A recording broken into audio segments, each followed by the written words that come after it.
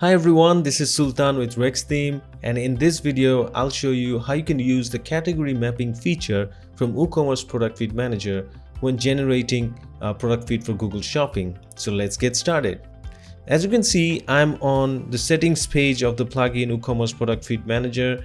Now the category mapping feature is there because when you submit your products to Google, they need you to submit an attribute called Google Product Category, with which you indicate that which category does your product fall under when your products are on the surfaces in Google. Okay, so let me just show you what I mean.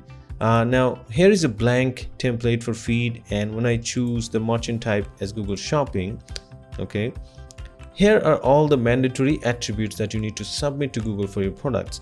Now they all are assigned by default in our plugin, so you don't really have to do much work here. The only problem is two fields are missing. One is the Google Product Category, one is the brand. For the brand, you can either create a custom field and include the brand and assign the value here, or you can use a static value and give your company name here, and it solves the issue.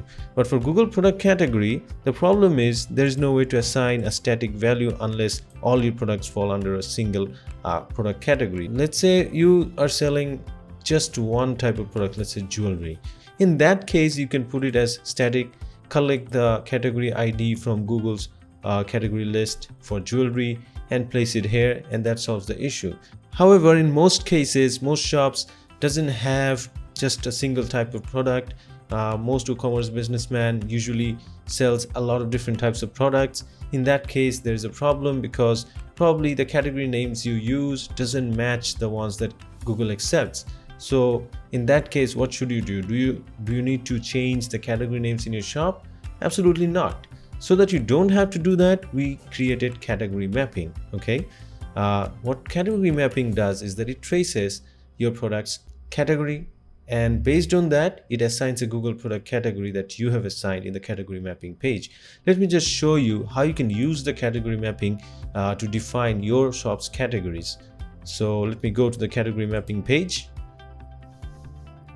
So this is how it looks like. Okay, first you give a name to the category mapper. So let's say I'll name it Google One. Okay, now here you can see all the categories that are in your shop are listed here. Okay, now the next thing you need to do is you need to find out which category in Google matches the category in your shop. Now you don't have to do a hard work and find it out from the Google's category list. We have created suggestions here so that you can easily find it out. For example, let's say you're selling accessories. So if you write accessories, you will get suggestions of all the Google category list that has accessories in it.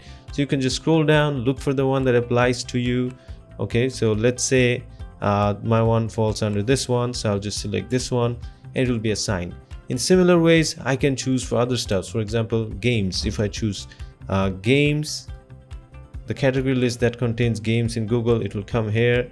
So I can just choose this one, let's say party games. So that's how you usually assign Google categories to your categories in the category mapping. So once you have assigned proper Google categories to all the categories in your shop, you just click on save. And once it's saved, if you scroll at the very top, you'll see this is saved in this way. If you click on this, it will expand. You can make changes and update it, or you can just leave it as it is. Okay, now it's time to use it when generating the product feed. Now before you create the feed, since you made some changes here, you need to first clear the cache of the plugin.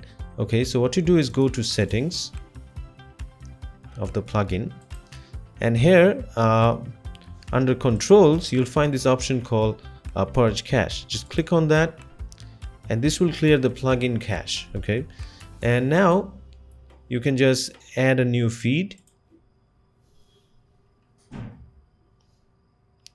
And here, let me just give it a name as Google Test.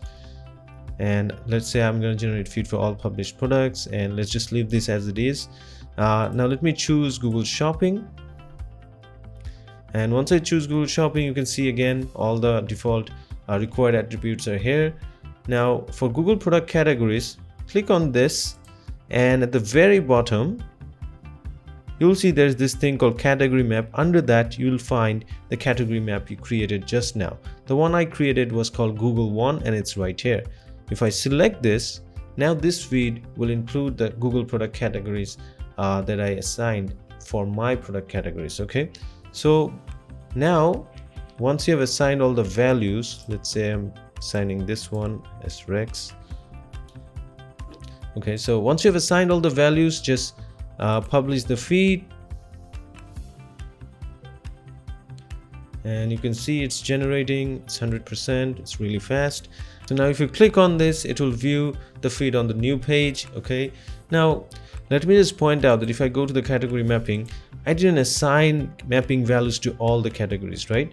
I only used it on 2 categories. This means that for Google product category attribute, for the products that are not in these 2 categories, they will not get any value because I kept it empty, right?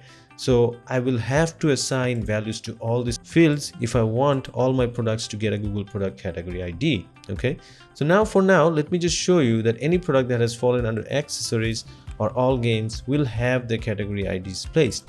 Okay, so let me just look for a product that falls under the category name accessories in the feed. So let me click on the view feed. It's showing me the feed. Let me Control F, paste it, and now this product falls under accessories. Now you can see for Google product category, it has gotten the category ID for accessories that I have assigned right here. Okay, so that's how the Google product category works with category mapping. So make sure to map all the categories here so that you don't want any product not to have any category mapping value. And when you do that, now your feed is ready. You can then upload it to Google, and Google will accept your feed and place them according to the category IDs you submitted in the feed. All right, so that's it for this video. If you have any questions, you can always reach us out in our website or comment below. All right, so thanks for watching. Have a nice day.